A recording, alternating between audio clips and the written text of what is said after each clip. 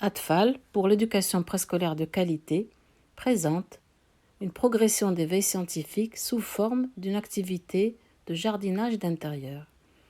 Et si on faisait germer des graines à la maison? C'est une activité simple, facile et intéressante à réaliser avec les enfants pendant le confinement. Faire germer des graines et suivre l'évolution de la plantule obtenue est gratifiant pour les enfants et les implique pour le suivi à chaque instant. Et ça apporte un petit peu de verdure dans la maison. Quelles sont les conditions nécessaires pour faire germer les graines que nous aurons choisies parmi celles qu'on trouve à la maison le plus couramment, comme par exemple les pois chiches, les haricots et les lentilles? Les questions qu'on va se poser, parmi beaucoup d'autres, c'est quelle sera la graine qui va germer la première?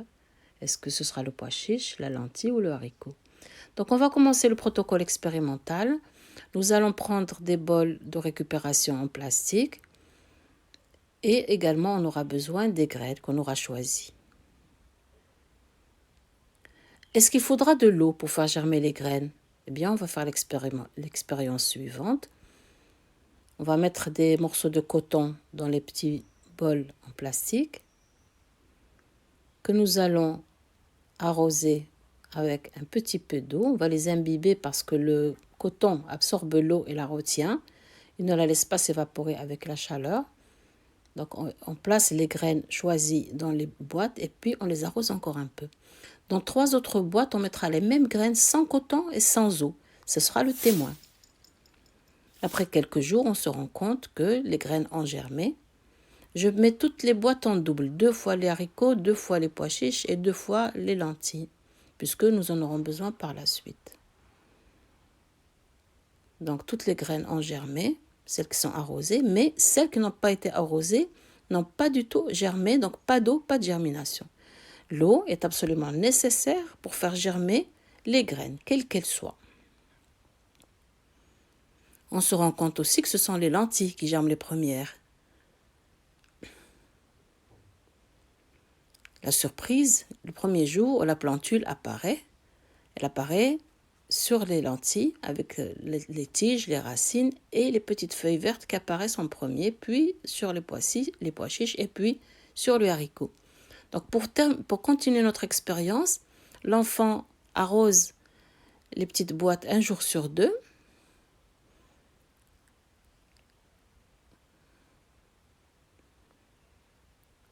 Et on observe comment les plantules se développent. Est-ce que l'éclairage aussi est nécessaire pour que la plante que nous avons obtenue continue à se développer? On va mettre dans un placard 3 boîtes et 3 autres boîtes, on va les laisser à l'extérieur.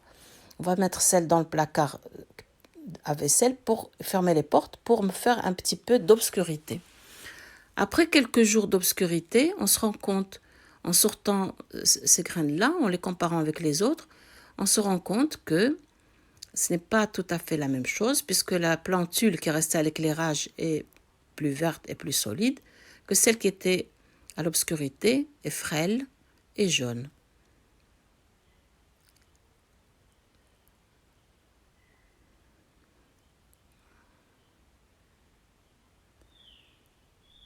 Donc l'éclairage permet de donner la couleur verte des feuilles qui sont sur la plantule. Et également d'avoir des plantules plus solides. Est-ce que le sol maintenant est important pour faire continuer à pousser la plantule? On observe que chaque graine qui a germé a libéré une plantule qui se dirige vers le haut avec des petites feuilles qui sont vertes et des racines qui se dirigent vers le bas qui sont blanches. On va essayer de repiquer toutes les graines qui ont germé, qui ont donné les plantules, on va les repiquer dans le sol en faisant bien attention de ne pas abîmer les radicelles qui sont comme des petits poils qui sortent des racines. On ne va pas les abîmer, on les met bien dans le sol et on met la petite tige verte vers le haut. Et puis, on continue d'arroser chacune des plantes. On remarque que la lentille, je l'ai laissée sur le coton pour ne pas les abîmer. Mais au bout d'un certain temps, le coton va disparaître de lui-même et la plante va bien s'enraciner dans le sol. Donc on se rend compte au bout de quelques jours que les plantules continuent à se développer grâce à la lumière du jour, grâce au sol et grâce à l'eau que l'enfant va mettre chaque jour, un jour oui, un jour non, il va continuer d'arroser.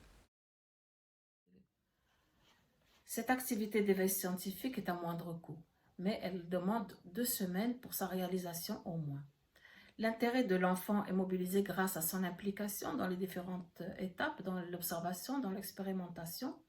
Également, il se trouve renforcé par la jubilation qu'il ressent à l'apparition des premières tiges sortant des graines.